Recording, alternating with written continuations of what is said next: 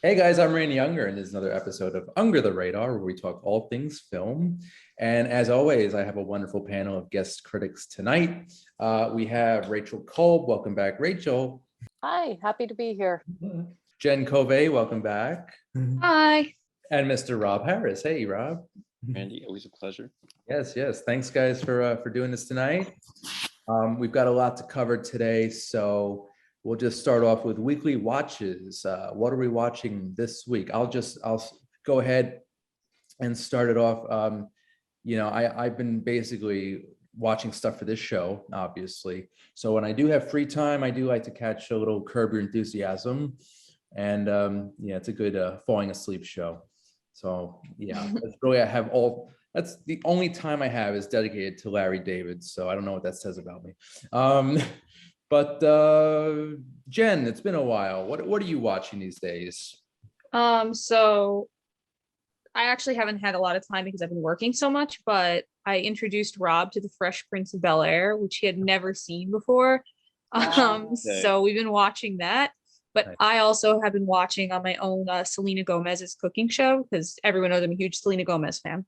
Yeah. And I really like her cooking show because it's not, I don't like cooking shows because I can't eat the food or anything, so it's like kind of pointless to me. But what I like about hers is she's not a cook. She doesn't know what she's doing at all. So she has famous chefs go on Zoom and teach her new recipes, but I can follow along because I'm also not a good chef, Okay.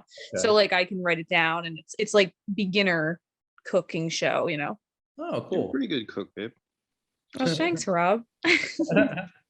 So basically, it's her just acting oblivious as to what's going on in the kitchen. It's like she's not oblivious, but like she doesn't have any recipes. You know what I mean? So she just does whatever they say, and they're all very well-known chefs, like Rachel Ray, Emerald, and they pick out like their signature dishes, and then they teach her it, and she has her family there trying it after, and they tell her if it's good or not. So All right.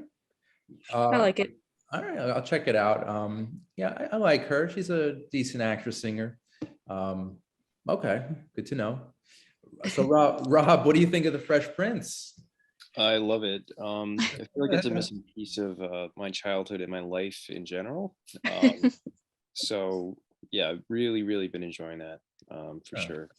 So other than that, this week I've been watching like some retro stuff. As always, I watched Willow. Like probably like my 10th or 11th time seeing it, honestly. Yeah. But I showed my good friend Justin it. It was first time seeing it for him.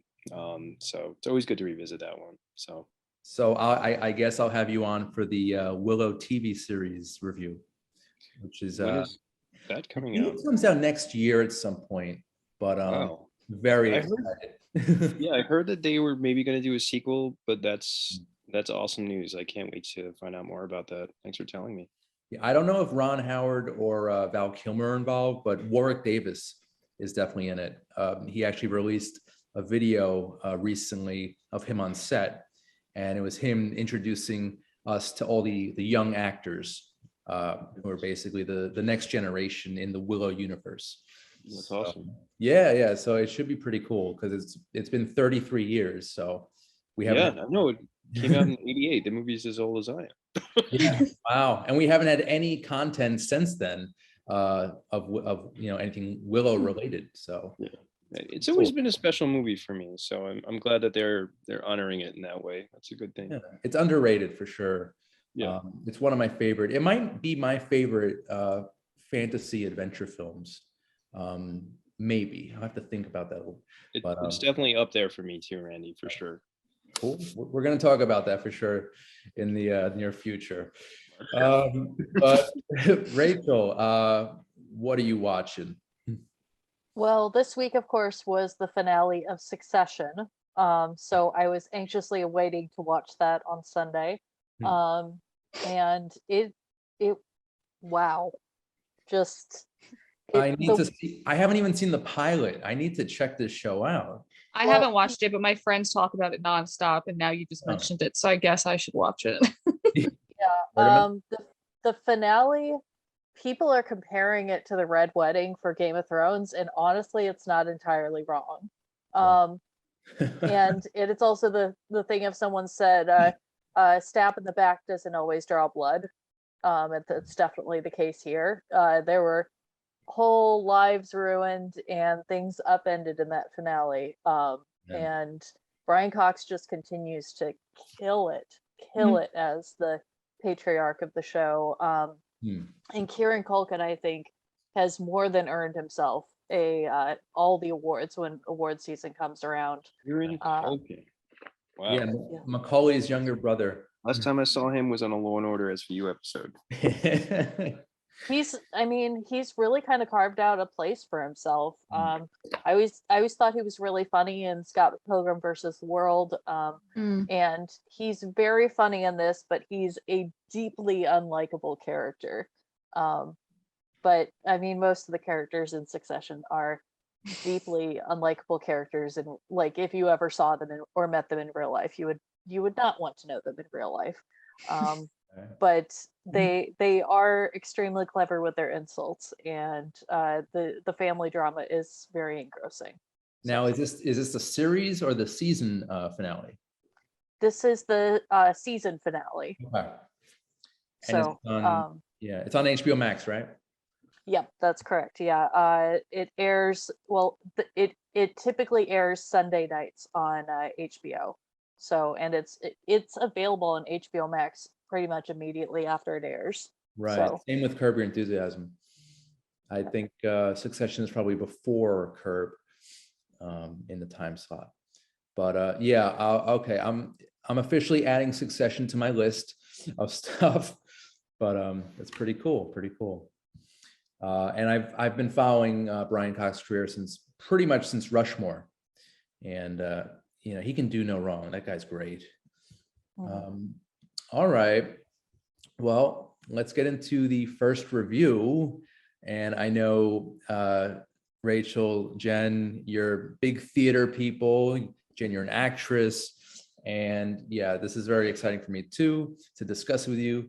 Because this is just it's a movie event. It's an experience, and I'm of course talking about West Side Story, the remake of the 1961 film, which was an adaptation of the 1957 Broadway play. I think it was off Broadway too. Immensely popular. It's basically a retelling of Romeo and Juliet. Who don't know about the story? If you've been living under a rock. It's basically a modern for 60 years. Yeah. And we've got a wonderful cast. We've got a wonderful score. The songs are brilliant. And in the new one, we definitely have that same feel and flavor of the original. But Steven Spielberg has, in a weird way, he's kind of made it his own thing. It's just really, it's a beautifully shot film. Janusz Kaminski, the cinematographer, who's a frequent Spielberg collaborator, he really shot this film well. The lighting is brilliant. I think that the sets are great. Just a beautiful film. Really, it reminded me a little bit visually. The Lincoln Square demolition site kind of reminded me of some of the villages in Saving Private Ryan. Had the same lighting, also by Kaminski, the cinematographer. The acting was really good. Ansel Elgort. Yeah. I thought he was a decent Tony. He's a good-looking guy. He had charisma. Same can go for Rachel Ziegler, who this is her first role. And, I think she's a YouTuber and singer, actress. And she was decent as Maria too. I wasn't impressed by the two leads here, but everything else around them was amazing, I think. I think that the actors who played Anita and Riff were spot on, brilliant casting choices there. And of course, the music, you cannot go wrong. Lyrics by Stephen Sondheim, score by Leonard Bernstein, and choreography and direction originally by Jerome Robbins.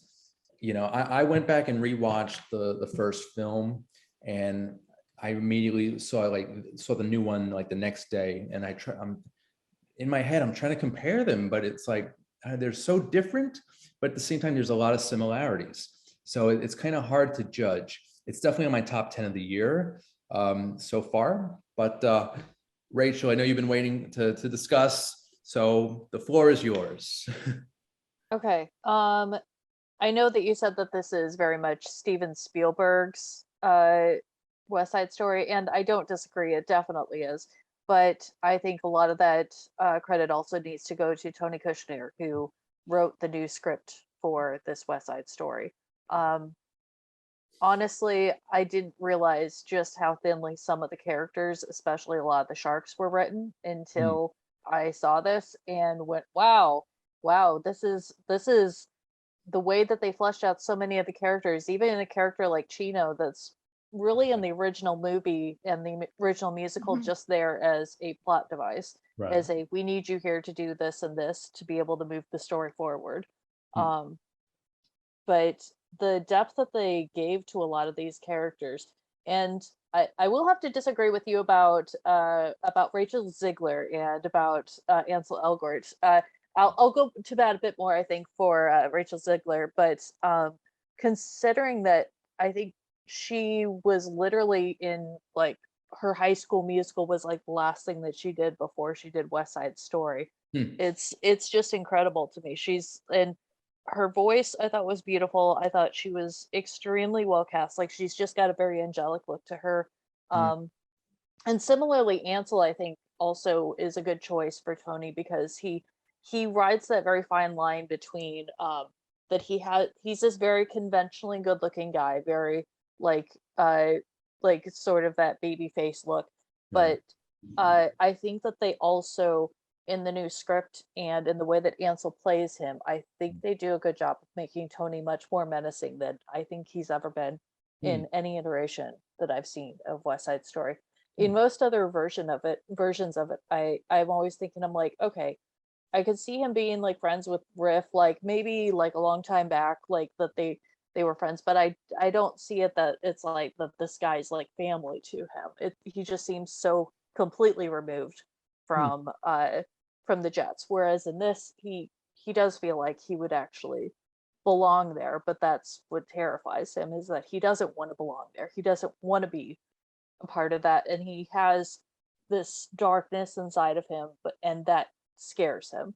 Um, Anyways, so other things I want to point out in this, I love the use of location in this. I love the way that they had things like America spilling out into the streets instead of being on the rooftop as it is in the original movie.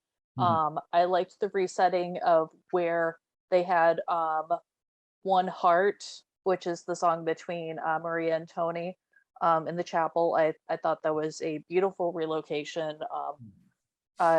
Really great spot for New Yorkers that especially museum lovers that are aware of that location. I thought that was just really smart. Um, Hmm. but I think obviously the standouts are Ariana DeBose and Mike Faced as Yes. Anita and as Riff. Yeah.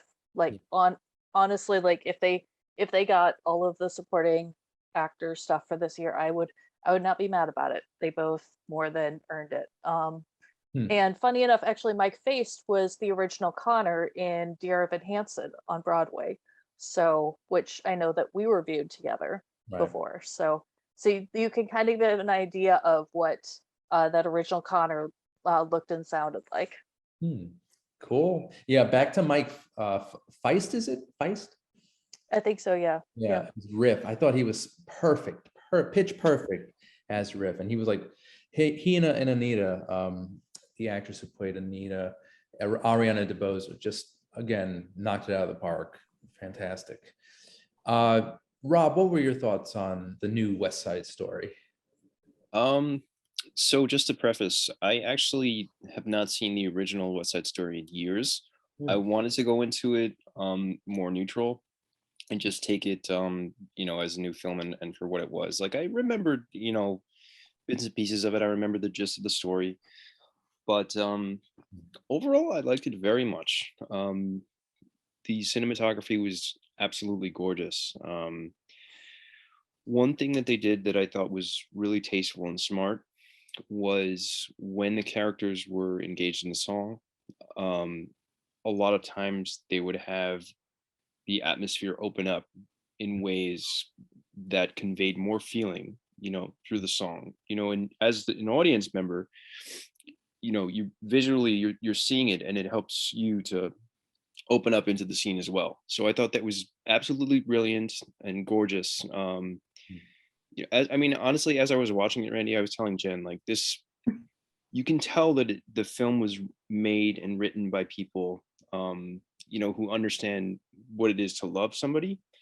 I know it sounds corny, but like, you feel it when you're seeing it, which is a really remarkable thing, that film has the potential to do. So Yeah. that was one thing that was really special about it for me. But overall, I thought it was great. The choreography was stellar. The singing was spot on. Some of the casting choices I think could have been a little bit better. But I will say two things that did bother me about the film. Oh, yeah. Some of the dialogue in it was a little bit jarring. Like, I felt like the accents almost sounded a little bit too put on. They didn't sound natural at times. Yeah. And it took me a little bit to settle into it. I think it was like when Maria and Tony meet and they have their song, that I was like engaged at that point, because like the accents were, there was too much momentum behind them. Something like just wasn't right with that for me. And also the editing with the I Feel Pretty song, the place in which they chose to put it was very uncomfortable for me. Like I was telling Jen, like I kind of just About the wanted to same thing. push it to the side and just see what was going to happen next. But anyway. Well, you know what, in terms of the song choices or the location choices for the song, prior to going into the movie I saw last night, I kept thinking, how are they going to do America? Because that's my favorite song from the original. And I was like, how are they going to pull this off? And I had all these like scenarios in my head. I did not expect them to, Rachel, as you said, spill out into the street. I thought that was a brilliant choice by Spielberg and his team. I think it worked in some ways. It worked better than the original in some ways. Like again, it's a fresh take on a classic story, and I love Spielberg. As you guys know, I'm a huge Spiel nerd, as I like to coin myself. So yeah, it was very exciting to see what he had in store for us with this one. I think that the songs were kind of beefed up here, kind of like basically they're covers. And I think that everybody did a great job with the soundtrack. Yeah, so I think I may want to see it again. And my only complaint really is the runtime. It's almost 3 hours long. It's like over two and a half Really? hours. No, I didn't even feel it when I was sitting, in the theater, honestly. I I mean, said it to you after we left the theater. I was like, we were in there for 3 hours. it is a breezy 2.5 hours, but I think it could have benefited from a slightly shorter runtime. I don't know. Rachel, do you think that the runtime affects the storytelling at all? I mean, I guess I didn't really notice the runtime. Like say for example, compared to like House of Gucci, I definitely felt the runtime on that one. Yeah. That one definitely could have done with trimming like 20 minutes, but I feel like with West Side Story, I don't know where I would trim it. I liked all the new stuff that they added, the new character stuff. And it's funny because I feel like there's two different types of West Side Story fans. There's I Feel Pretty fans, and there's people that do not care for I Feel Pretty. And I very much fall into the camp of I enjoy that song, and I actually didn't mind its placement in the movie because I feel like it follows such a dark, hard, like difficult moment that it's kind of like a last moment of levity before we really dive into the rest of the movie, which is so dark and sad. Yeah. I mean, I don't know if anyone else got teary at this movie, but I definitely did. Rewatching the original, I definitely got teary when Tony gets killed. This one I was obviously sad, but it wasn't as impactful as the original, at least for me. Jen Covey, Yes. actress extraordinaire. What did So what I you think I think first of all, it's really dangerous to try to redo what's considered probably one of, if not the most beloved musical of all time. It's really difficult to pull off. That being said, I think Steven Spielberg's really the only person that could do that because he just has that kind of fan base to it.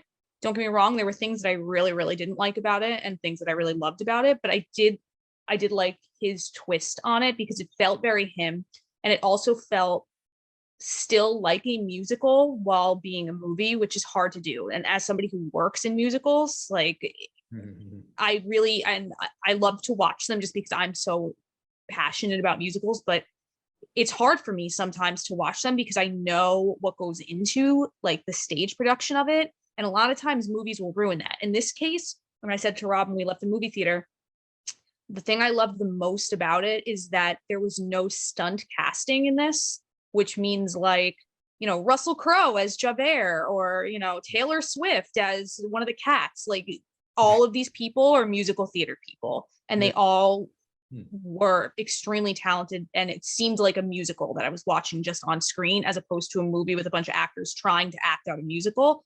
That to me was the most important part and what made it good. That being said, I have to disagree with you guys on one thing. The guy that played Riff, phenomenal actor, phenomenal dancer, phenomenal singer. I actually think he would have been better as Tony than he was as Riff because I really, really like him, but like he was trying to be like super unlikable because Riff is like, blah, blah, blah. And I was like, I don't believe for 1 second that this guy is this terrible. You know what I'm saying? Like, so, but it had nothing to do with him. I mean, he was dancing and singing like nothing I've ever seen, but I actually feel like he should have been a lead character. I want to know more about him than Tony. So I think that I would actually like to see those two actors switch roles. Honestly, Jen, like there were things that you know that actor did and said in the film that like are still sticking with me that I'm still kind of mulling over in my head. You know, like I mean, he's great. No, it's not him. I'm saying though, like I actually feel like the show was the Riff show. You know what I mean? Like I would have liked to see him as the leading man, not as the guy that's like the sidekick that gets killed, because I was like, I don't buy that he's gonna like turn on his friend. Like, you know what I'm saying? I just didn't. And he was actually that good that I think that he should have been the lead. I felt the same way about I Feel Pretty. I was like, this is not where it goes. First of all, one, I know that it doesn't normally go in that spot, so like felt strange to me, but also it was just maybe like if they had done it right before the Rumble, like I don't know. I just felt like I knew impending doom was coming. You know what I'm saying? So like I was like, oh, when is she gonna find out after she's dancing around this place? So I don't know. That felt really awkward to me. Ariana DeBose was incredible. Another thing I love that they changed was Rita Moreno. Obviously, Valentina is not in the original. Doc is in the original. I love that they had her sing Somewhere. I thought she also was acting and singing circles around people who were like a fourth of her age. I mean, she's like 90 years old and she was still killing it. Another thing, which I never really realized, maybe because I haven't seen this in a few years, I didn't realize how ridiculous some of these characters were. Like I was thinking, like I always knew that Romeo and Juliet was like, this takes place over 3 days and they're 14 years old and this is insane. But in this one, it was kind of like, wow, other than Anita and Valentina, like a lot of these people are not very nice. Like they're not very smart and they're not very nice. Like she was, oh, I love him, you know, and then like he just killed your brother. Like if Rob came over and was like, I just murdered your brother, I wouldn't be saying like, oh, but you know, it's Rob. Like I would be pretty furious. And I don't know, other than Anita, I just felt like I had no respect for them, which is the first time I've ever felt like that watching it. I don't mean that in a bad sense of the word for the film. I'm just saying, like, as an adult, it kind of opened my eyes of how ridiculous some of these people are. Like, it was absurd. Yeah, I'm with you there. It's very morally ambiguous what's going on. Yeah, it was the first time I really felt like that. I never, usually I'm like, oh, Tony and Maria, a true love story. And this time I was like, you guys need to go home. Like, this is not a good idea. Well, I think that's the difference is if you look at it as a tragic love story or just a straight up tragedy. Yeah, because, I've never like, done that until and that's, now. Yeah. I did with Romeo and Juliet, but not West Side Story, I guess. You Plus, said something that actually triggered something else that I really appreciated about this. I appreciated that that he really let the camera show off the dancing, whereas so much in these movies, when they, especially if they have stunt casting and not actual dancers and singers, they will make a point of cutting around their dancing. And this Yes. one, it's like it puts it front and center, and like it displays it in the best way possible. Another thing too, if I could add, like just having worked in the theater, the nice thing about this that you can do live on stage, but I mean, it doesn't always work, but like it never works in movies. And the first time I've actually seen it work is that the dancing didn't seem like we're going to stop and dance. It was like part of their movement. And it was so natural that it was like them walking. Like I almost didn't even notice they were dancing, like all the work they were putting into it. It was just like walking or breathing for them. That was incredible. That was the best part of the film. Sure. All the dance sequences were just really planned out brilliantly. Spielberg was just, They just didn't feel like dance sequences though, which is a sign of brilliance, because I was like, seamless. I didn't even notice that they were, oh, they're dancing again, you know? Yeah, it was just like it all flowed so well, and I credit Spielberg and Kaminsky on that, for sure. I wonder what the choreography was like in the rehearsals. It must have been. Well, so I do know that they copied, or not copied, but like they used a lot of the original dancing. So it wasn't like new choreography for the most part, but I think that's what was so great about it, is it was like re-inspired of something old. You know what I'm saying? Like they could have easily just been like, okay, everybody do what you did before and we're going to record it. And then that's just going to be the dance sequence, but it actually felt more natural this way. Yeah. It was Justin Peck, who's the choreographer for the New York City Ballet, who did the choreography for this. And I also saw some of his work in the Broadway revival of Carousel, which is a show that has, if we're talking about morally ambiguous shows, that's like the king of morally ambiguous shows. But the dancing in that, similar to what you're saying, Jen, very, very natural, very much feels like it comes from a place of like, 1 minute we're walking, 1 minute we're doing whatever, and the next minute we're dancing. It feels like a natural progression. It was in fact, if you want to see some of his really good work from that, I would recommend looking up the Tony's performance of Carousel, Blow High Below Low. It's a great ensemble number, and I really got a lot of vibes of that when I was seeing a lot of like the rumbles, a lot of the confrontations between the gangs. It was extremely similar. Nice. This was also fun for me because like I knew some of the people that were in it. So like in the middle of the movie, I'd be like, Rob, there's my friend so and so. Like in the dance scene in the gym, I knew like 2 or 3 of those dancers. And then America, I knew one of the people dancing in the back too. And I was like, it was just fun for me to see that. But you know. That's awesome. And yeah, why weren't you in it, Jen? I'm not the right demographic for this. Okay. But I mean, I love that they actually filmed it in New York, and I love that they used people that I know are real dancers, you know. I'm not a ballerina. I do musical theater, but I'm not like that kind of musical theater. I'm more like a Les Mis kind of musical theater. But yeah, I mean, another thing that I wish they had gone one way or the other with this, it just felt like it was in a weird, awkward place, was so a lot of this one, the characters were speaking Spanish to each other, which I thought was great because that's what you would actually do. You wouldn't go home and like speak a foreign language. But what I didn't like is to cover up the fact that they like wanted to speak mostly in English and some in Spanish, was that they kept having Anita be like, speak English around here, guys, which I don't think anybody would say to their family member, like maybe outside once or twice, but they had her say it. I think I counted 6 times. I was like, all right.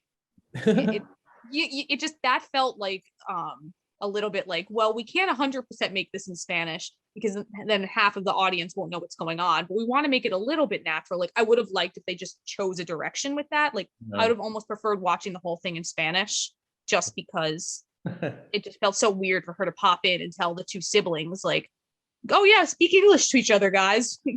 That felt weird. Okay. Also, I wanted to mention Corey Stoll, who plays Lieutenant Schrank, the cop who's like investigating the murders and the rumbles and the fighting. Fantastic. I thought he was great. He's an underrated actor, in my opinion. I just really know him mostly from Ant-Man as the villain there. He's not a villain. Well, the one that here. played Officer Krupke is also extremely well-known theater Yeah, actor who's won Tonys and whatnot. And I mean, he was great in this, but like if you just saw this, you would never know the extent of his range because he's just, so incredible. Yeah, I feel like he's starting to get cast more in movies. No, he's great in the movie too, but I'm just saying, like, you would never know. Yeah, like he was fantastic in Spotlight. Like he has just been kind of popping up in different things, but he's a this was totally appropriate for him. I just said to Rob, I was like, oh my god, that's him, and Rob was like, really? He didn't even know. Overall, I think the casting director did a good job here for sure. Yeah, I think Kelsey probably was the one who did it, which is like one of the biggest casting directors in the world. So, all right then, Rob. Closing thoughts. Would you recommend West Side Story, the new one? Oh, definitely. Yeah, I'd say so. Nice. Got Rob's stamp of approval. I love it. Rachel and Jen, I think it's unanimous with you too. Yes, unless you are expecting it to be like exactly like the original, then I would just go in thinking of it as a new film, not as a remake. Yeah, I remember seeing the there was like a promotional image like 2 years ago, and at first I was like, Spielberg, I don't know about this. But then, I kind of thought about it more. I saw some more images, some more footage, and it's dangerous. It's really dangerous to do something like that. Yeah, I try not to spoil myself, but I couldn't help it with Ghostbusters Afterlife. But that's something else. Rachel, closing thoughts. Of course, I'm going to recommend it. Yeah. I'm definitely I'm going to be seeing this again actually over Christmas with my family. So, which I'm very happy about because I somehow managed to get the rudest audience that I saw it with. So the fact that I actually still enjoyed it in spite of that is kind of a miracle.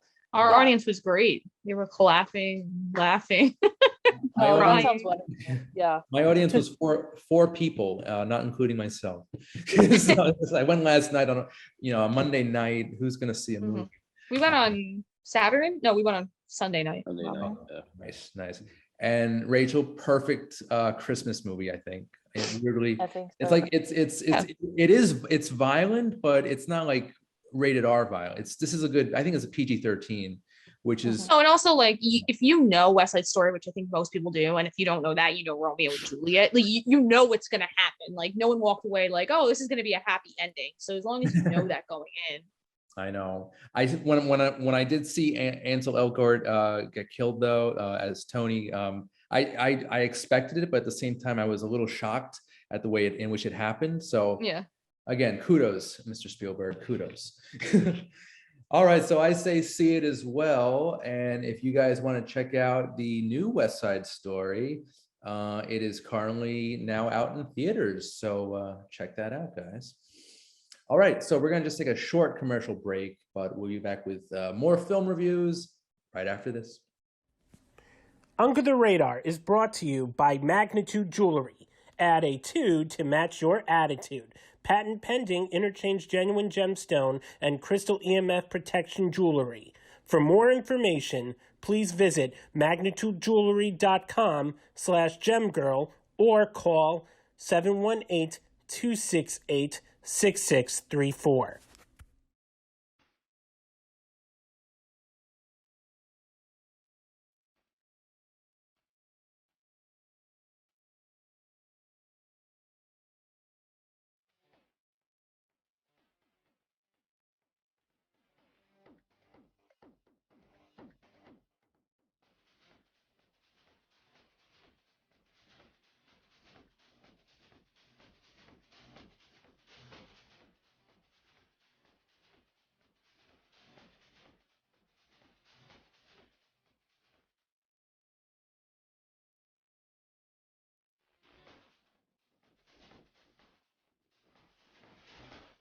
Hey guys, welcome back to the show. Randy Younger Under the Radar.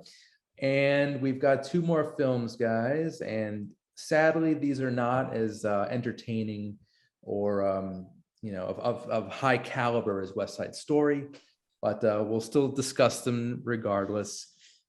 This one is called The Power of the Dog. and it's got a good cast actually. Benedict Cumberbatch, Kirsten Dunst, Jesse Plemons, and Cody Smith-McPhee.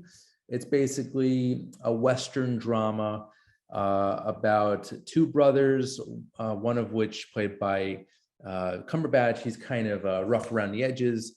His brother, played by Jesse Plemons, brings home a new wife, and his new wife has a son who he's a little different.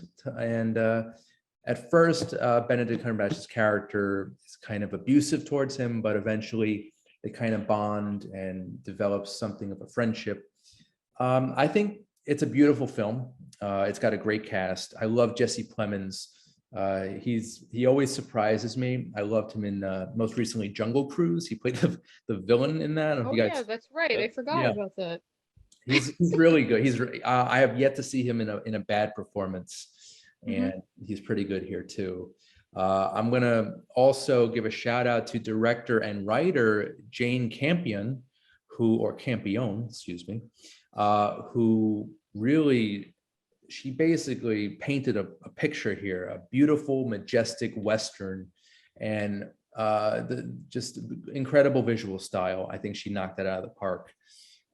It's not a great movie, but it's got a lot of strengths, and it is currently now streaming on Netflix. It's also in select theaters, and I think I would rather see this on the big screen. Actually, I think this film would definitely benefit from a movie theater experience. But Rob, what are your thoughts, sir? Well, as you said, I agree with you completely. It's a beautiful movie. The cinematography was gorgeous. Almost reminded me of Brokeback Mountain, with the like natural scenery, like in a mountainous, like like a Western. So it was really beautiful to look at. I mean, even the scenes indoors, it seemed like they used like a lot of natural light that was like pouring into the homes and stuff like that. Like just visually, like very gorgeous. Overall, I liked it. It like the story definitely was a little bit slow to unfold and stuff like that, but I was engaged. I thought it was an interesting film for sure. You know what? I agree with you. It did drag, and this film was significantly shorter than West Side Story. I think it felt longer. It felt much longer. Yeah, It felt longer. it felt about 3 times as long as West Side Story. Oh my gosh. Jen, what were your thoughts on the film? So I hated this movie for the first hour and a half. Wait, listen, for the first hour and a half, the cinematography was beautiful, and the actors are very, very famous, good actors. Yes. First hour and a half, I was like, what the hell am I watching? What is going on? I couldn't figure out like why anybody was doing anything. But then the last 10 to 15 minutes rolled around, and the last 10 to 15 minutes blew out of the water almost any ending of a movie I've seen in a long time. And I was like, oh, that's why all those things were happening. I just wish that the writer could have gotten there a little bit sooner or done something that made it a little bit more engaging, because it almost didn't have me. Those last 10 minutes, I was like, well, I've made it this far. Let me see what's going on. And then I was like totally shocked by the twist ending. Totally did not see it coming at all. One thing I'm sorry to cut you off, Jen. One thing that I really liked about the film that kept me engaged was just like the things that were happening, like how the characters were like experiencing hardship and turmoil and suffering. Like it was interesting to see it in like an early 1900s context, because like people still suffer like in the same ways today, but I don't know, it was more easily digestible, like I guess, like, to see it in a different context. But anyway, that's all I'll say. I just really thought the movie was going to end like with nothing happening from beginning to end of it. I really was convinced. I was like, Randy has me watching a movie. It has no plot line, no like anything happening.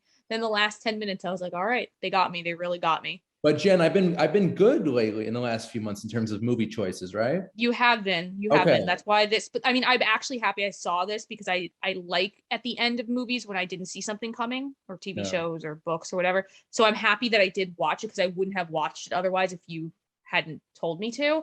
Mhm. That being said, I would never watch it again because now that I know the twist ending, it's like, okay, I don't need to sit through an hour and a half of things I hate to find out what's going to happen in the last 10 minutes. What I also liked about the movie was the sexual ambiguity, especially with Kirsten Dunst's son. Well, that's what I meant, like, by Yeah. I didn't see it coming, because I was like, Yeah, oh, this yeah. guy is just like, I don't even know. I But think they handled that theme Mhm. very, very well. which in the early 1900s would have been a huge problem. You know what Yeah. I'm saying? Like that would Right. have not been accepted by society whatsoever.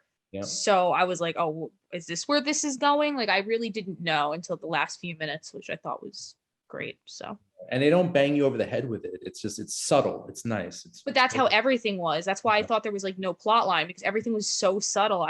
Thank God I remembered most of it to get to the end, you know? Right, right. Rachel, what did you think? Okay, so I'm gonna agree with all of you about one thing and then disagree about one thing. So I'm in complete agreement about the pacing of this movie was very rough for me. I watched this the same day that I saw West Side Story. I saw this basically in the morning slash afternoon, and I literally had to pause the movie and go take a nap because I was so sleepy watching Yes. it. And and that's the part that I very very much have to agree on. And also the performances were great, shot beautifully. My big disagreement, I I actually predicted the ending way before it happened, and like I kind of saw it all coming. And so I was, and the problem is that all of the advertising for this movie, if you've been on Facebook or Instagram and you follow enough movie accounts, you've probably been getting ads for Power of the Dog. That's why, And because they I all, hadn't heard of it at all. I didn't know anything about it. So that's why I was like, what am I watching? and every single ad that I've seen for it says, "You will not believe the shocking ending. You will not believe the like the last 5-10 minutes, whatever." Right. And like it's all quotes of that from like this one review. Mm, Yeah. And and I feel terribly. I don't know if it was just like, I don't know what I picked up on that I was able to like predict it, but I sat there going, uh-huh, that's what I thought would happen. but maybe that's why, because like I didn't even know what this movie was about. Like 10 minutes into the movie, I think I turned to Rob and I was like, so what do we think this title means? Like I had no nothing. I had no You were idea like what waiting was for going it. on. I was waiting for like a dog. I didn't know what I was waiting for. Like I didn't know anything. I Yeah. had seen my friend is she works for a magazine, and she had edited an article about how Kirsten Dunst's performance was like phenomenal, and I was like, I'm not seeing this at all. Like I don't know what's going on. Why do people want this to win Oscars? So Well, no, I just didn't know thought she gave a anything. pretty good performance. It was a She strong. did. I don't think she was the best one, not Yeah. by her fault, but because the character was just like there. I was like, all Yeah. right. What's Yeah, I think happening? Cumberbatch delivers the best performance Yeah, in the I movie do too. by I far. do too. I His son definitely too see. also I gave think it. I see some award nominations for Cumberbatch for sure, Mhm. and deservedly so. He's fantastic. Yeah, I mean, she wasn't bad. I'm just saying I didn't see anything there that was like, wow, this is the best performance she's ever given, you know? So, Right, right. All right, guys. So that's the Power of the Dog, and it's now streaming on Netflix. It's also out in select theaters. Real quick, would you guys recommend this, Rob? Yeah, I'd say see it. Cool. Jen? I'm on the fence. I know a lot of people that wouldn't like it. Yeah. If you like Westerns and you like things with like something you didn't see coming, maybe, then yes. But if you are like me and you're like, wow, this is not going anywhere, then I would not recommend it. Duly noted. Rachel? So I would actually recommend watching this on Netflix, because then you can plan a nap halfway through the movie. And that's not to say it's a bad movie. It's one of those things where I'm like, I can see what they were doing with it. I can see what they were going for. It's just the question of whether it was necessarily for me. And I can say that it was good art that wasn't necessarily entirely meant for me. So that's my feeling on it. And I would at the very least recommend it for Benedict Cumberbatch's performance, and the cinematography is gorgeous. Yeah. So I say see it for Jesse Plemons, because the man can do no wrong, in my opinion. He's a fantastic actor, so unique in his style, his acting style. Also, again, Jane Campion, whose direction is pretty flawless. I'm definitely going to check out more of her work, her previous work, because she's just phenomenal. Yeah, honestly, Randy, watching it, I was like, is this like the same person who directed There Will Be Blood? You know, like, I mean, it kind of reminded me of that too. Like, it had a similar feel. Yeah, visually, they're very, very similar, for sure. Good eye, good eye. All right, guys. So our final film review will be Encounter, and this is an action thriller drama about a former Marine played by the great Riz Ahmed. I love this actor. Ever since Sound of Metal last year, I've been following his career. He did since then Mowgli.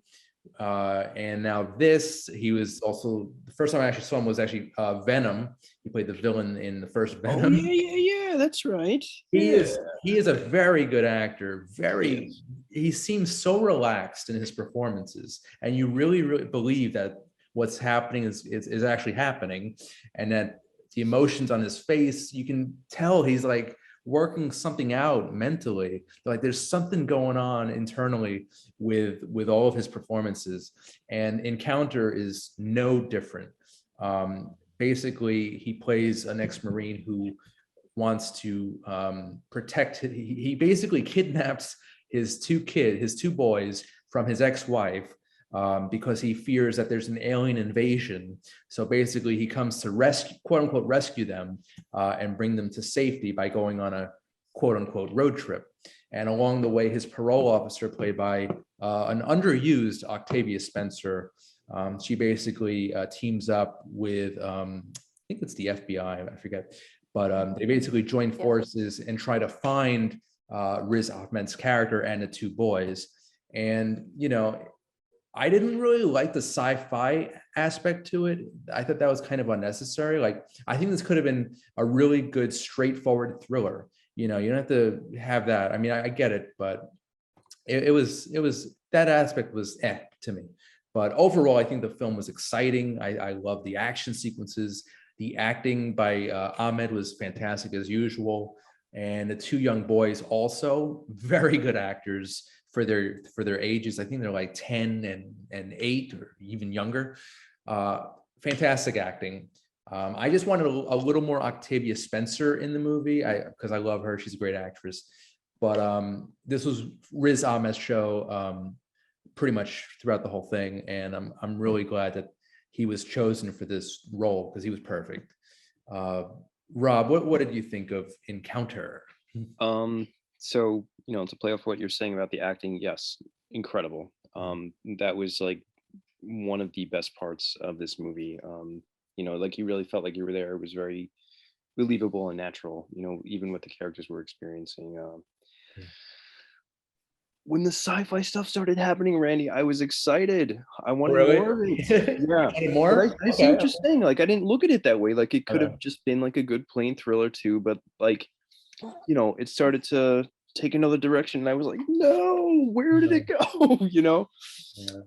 So I would have liked to see that followed through a little bit more. You know, like, I mean, but yes, like there was a little bit of a lack of you know, continuity, like with the tone that the film was setting for the audience. But very interesting, honestly. Like it was unpredictable, you know, from moment to moment you weren't sure what was going to happen. But yeah, very interesting. I did like it. You know, so cool. Rachel, thoughts on Encounter? Yes. So bringing this back to Broadway again, this movie reminded me a lot of the play Bug, which was also adapted into a movie with Ashley Judd, right? And Michael Shannon. Yeah. Especially the obsession with and the notion of having bugs under the skin. It really reminded me of that quite a bit. So pretty early on, I was like, yeah, this guy's having a psychotic break. Like that's clearly what's happening here. This one is kind of a tough one for me to recommend, weirdly enough, because of Octavia Spencer. Every time her character showed up, it kind of took me out of the movie a bit. Like, I feel like the movie probably could have existed without her. Like the story still could have happened without her character. Like they probably could have given the stuff with the interview with like his like the other Marine could have happened with one of the FBI agents. And generally, like just the way that the character is written, this is not anything on Octavia Spencer. It's just strictly the way the character is written. She's written as way too naive for someone that has been working in social work for as long as she has. I thought that And too. it's I thought the it's same like thing. how could you possibly be like, oh no, I'm not gonna necessarily call the authorities, and I'm not going like, and the fact that she's just like, oh, I'm just gonna show up at the FBI agency and give them the news about that, you know, that his kids called and everything. I'm just like, what? Like it just kind of took me out of it. But I thought Riz Ahmed was great. I thought the boys that played his sons were really great. And I will say that it really threw me off to see Misha Collins showing up at the beginning of the movie as the new boyfriend. The stepdad, whatever he was. Yeah, I thought the same thing. I was like, what's happening again? But I would give this, for me, this is a light recommend. I would say just go in knowing that it's flawed, but it has some interesting ideas going on and some good performances from Riz Ahmed. And I also wanted to give a shout out to a couple of Riz Ahmed performances that I really enjoy. Like his performance in Nightcrawler, for instance, just really, really great in that. And also one of the first movies he was known for, which was a dark comedy called Four Lions. I don't know if anyone on the show tonight has seen Four Lions, but I don't know his stuff that well. I know who he is, but I don't follow him. I'm gonna explore the man's entire filmography. I highly recommend starting with Four Lions, and just be forewarned, it is a dark comedy about terrorists. So just go into it knowing that that's what it is. But it's so well acted and so well written. I can't recommend it enough. Even with the difficult subject. I don't know what it is, but when I look into his like when I see his face, I look into his eyes, I just see something is really going on there, and it creates such a powerful performance. Like he could just sit at a table drinking a cup of coffee, and I would be amazed. He wants to get lost in Riz Ahmed. Is it a man crush? I'm not denying it. No, he's a fantastic actor, and I don't think he's going to be nominated for this, but it's another good entry in his filmography for sure. Yeah. Jen, did I already ask you about? No, sorry. Last but not least. So this one had the opposite effect for me that Power of the Dog had. So I was like, I'm not really like a big sci-fi person, and it freaks me out. Like I just don't like it. But I was so hooked for the first like half an hour, 40 minutes of this. I was like working simultaneously. I just stopped working so that I could continue watching this. Okay. But I hated how it ended. I hated it. I was like, what is this ending? Like, it was exactly what Rachel said. I was like, this is so anticlimactic. I will say what drove this film was the acting, as you all said. I mean, I've not seen acting this good from children in a long time. They were incredible. I wanted to take that little one home with me. I was like, I'm gonna go get that kid. And this is his first thing ever. I looked him up to be like, what had he ever done? He got discovered last year. This was his first audition. Incredible, absolutely incredible kid. I wish that they had even though I don't like sci-fi, like I wish they had either fully taken it a sci-fi route or fully not taken it a sci-fi route. I was almost hoping, I guess, I don't know if this is like a spoiler, but like you kind of talked about it already. Like I almost wished at the end, instead of it being like, oh, we're actually after him because he's broken his parole, that it was like none of them believed him and there were actually aliens and it wasn't like a psychotic break. Like I kind of wish it had been that, because it was like, I wanted to believe him so badly that like by the time it got to the point where they were all getting caught, I was like, what happened here? I liked all of them. You know what I'm saying? Like I go full sci-fi or not at all. Or like not. Yeah. I really wish that at the end it was like, oh, but he was right and the aliens are taking over. So Oh boy. Well, I say see it. It's on Amazon Prime Video right now. It's also in select theaters. But yeah, I say see it. Rachel, you have a light recommendation? Yeah, I would say, especially if you have Amazon Prime and and it's just available, I would say, if Mhm. especially if you enjoy Riz Ahmed, yes. Yeah. If you like sci-fi and you kind of like what you've been hearing so far, then I would say yes, see it. Mhm. Rob, does this have your glowing recommendation? I would say see it, but if you're more of a sci-fi person, I would say see the movie The Signal from 2007 because that's very similar, Okay. but extremely interesting and more in the vein of sci-fi. So Signal. That sounds very familiar. I think I might yeah, see it. Okay. Cool. Cool. it's worth Cool. seeing. Jen, would you recommend this film? Yeah, but if you really want to see some great acting, yes. If you're Yeah. looking to walk away from something, like really taking in something, you're not going to get that from this at all. Gotcha. I say see it. And my new man crush, Riz Ahmed. All right, guys. So we just have not a lot of time left, but I just want to go over some coming attractions for this week. We've got the Matrix Resurrections, which Rob, I believe you're excited about as well. Rachel, I see you clapping. Extremely excited about that, Randy. I Yeah. saw a new trailer for it right before West Side Story. Pumped. It looks good, yeah. Yep. I love Neo, and yeah, they haven't. Well, the last one was 2003, right? That sounds about right. I mean, it's Yeah. been a long time, since Hmm. we've seen anything. Just to So even see like how characters have aged is remarkable. true, true. I want to see how the visual effects have aged because back in 1999, those were incredible visual effects. So I want to see how Yep. it's advanced. The technology has advanced over the period of over 20 years, 18 if you count the 2003's Matrix movies. But yeah, the Matrix Resurrections, very excited. Also, another franchise film, The King's Man. Um, let's see what else we got. We've got Sing 2, the animated adventure comedy. We've got a I was George going to see that Clooney. with his students. Oh yeah. I see it with my kids too at some point. Nice, nice. We've got The Tender Bar, which is George Clooney directing, and that looks possible award bait right there.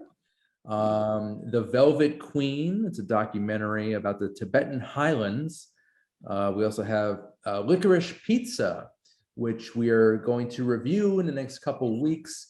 I actually went to a screening of it last week, and it's pretty good. It's a fun, like, romantic dramedy set in the 70s, I believe. Are you planning on reviewing Cyrano? I think so.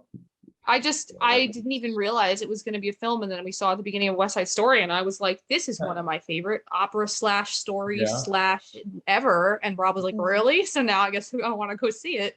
Keep I it didn't know going. about it a week ago. Joe Yeah. Wright directing, it's going to be amazing and it's going to be gorgeous, like, Yeah. because his movies are always beautiful. I can't think of the actor's name, but the one that's playing Cyrano. Peter Dinklage. Peter Dinklage. Yes, thank you. As I saw the advertisement for that, I was like, there was never a more perfect role in this world for this guy than this. I couldn't even believe it. I was like, how did I not know this was coming out? So that's So, fun fact, Hmm. the adaptation was actually written by his wife. Oh wow. She well, wrote it for him specifically. Yes, well, Huh. he should be playing that role. That's pretty so cool. good for them. All right, all right. So Cyrano, that might be a possible review on the show in the next couple weeks. Okay, back to the coming attractions. We've got American. Sorry. It's okay. American Underdog. Basically, it's a football film, true story. It's got Zachary Levi, Anna Paquin, and Dennis Quaid. And this one I'm very excited about. The Tragedy of Macbeth. Joel Cohen of the Coen brothers is directing. Directing his, I believe it's his wife, Frances McDormand, plays Lady Macbeth. Denzel Washington is King Macbeth. And we all know this. So another Shakespearean story. Looks super interesting. Yeah, and it's also going to be released by A24 Films, and I have yet to see a bad film that they've released. The last one they did was The Green Knight with Dev Patel, and I think some of you reviewed it with me. Yep. Yeah, Rob. But yeah, The Tragedy of Macbeth. Very excited about that. I love anything Denzel Washington. We also have a drama called A Journal for Jordan, starring Michael B. Jordan, and also a drama called How to Please a Woman. So those are the coming attractions for this week. Guys, we just have about a minute or so left. I just want to go around and do some plugs. Rachel, take it away. Okay, of course, first and foremost, Dobby the house doggo on Instagram, my sweet boy Dobby, who's actually right here just taking a little nap. Oh, Let's see if he's yeah. yes. Oh, Say hi, say hi to the nice people at home. Yes. Dobby. All right, you can go back to sleep. Good boy. So yeah, you can follow him on Instagram. You can also follow my cooking creations on Instagram at Second Act Bake Shop. And you can see where I'm currently assistant pastry chef at the Law of Donut Engineering, which is on Instagram at _LODG. So it's like the lodge, just without an E at the end. And you can find my past theater writings on ludusnyc.com. And yeah, that pretty much covers it. Busy. Awesome. Rob, any plugs you want to mention tonight, sir? Nothing really going on with me, just watching movies and stuff like that. Okay. Never want to talk movies, you know where to find me. I'm on the old blue and white website called Facebook. Or Thanks for Meta. having me, Randy. Meta. And I saved the best plugs for last. Jen Covey, I know you always have a ton of projects. So what's happening? Well, I just finished directing Annie last weekend, which was really fun for me because Annie was the first show I was ever in as a kid. So I liked directing it too. I'm directing 5 different musicals right now, all going to be happening throughout the next 6 months. But more exciting than that, I just got cast in an indie feature film that's going to come out next summer. So we're going to start filming next week. I can't say the name or anything yet, but when I am allowed to say the name, I will let you know, and then hopefully you can review that movie too. But yeah, I'm really excited for it. It's not a company or anybody I ever worked with. They had seen me in another film, and then they got my number and they called me. So that's kind of exciting for me too, because I was like, wow, somebody finally knows me, And then also I'm working on writing and filming my own feature film, but that won't be for like another year or two. So, and you can follow me on Instagram always, JENN.COVE. Please talk to me there. I like when people send me nice stuff. So awesome. Wow, that's a lot going on, Jen. yeah. I don't see Rob at all, except when we review your films. That's the only time we see each other. That's true. Well, guys, I want to thank you. Also, let me give some plugs for myself. If you want to watch new episodes of Under the Radar, you could tune into Manhattan Neighborhood Network every Monday at 11 a.m. Eastern, and that's the Lifestyle Channel 2. You can also check that out on cable TV channels, FiOS 34, RCN 83, and Spectrum 56 and 1996.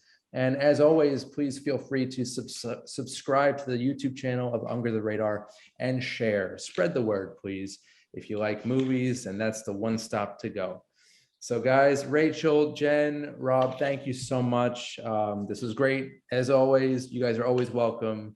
And it was always a pleasure reviewing movies with you guys. So thank you so much. Thank you, Randy. Thank you. Yeah. And I'm Randy Younger. This has been Under the Radar. We'll see you next time. Take care.